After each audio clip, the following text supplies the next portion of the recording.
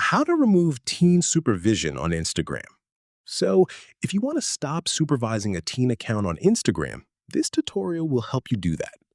Now, the first thing you need to do is open up Instagram on your device. Once you're inside Instagram, tap on your profile picture at the bottom right corner. Then tap on the three horizontal lines at the top right. Now, scroll down and under Family Center, tap on Supervision for teen accounts.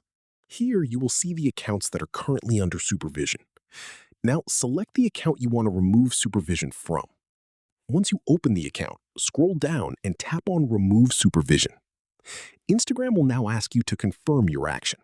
Simply tap on Remove Supervision again to finalize it.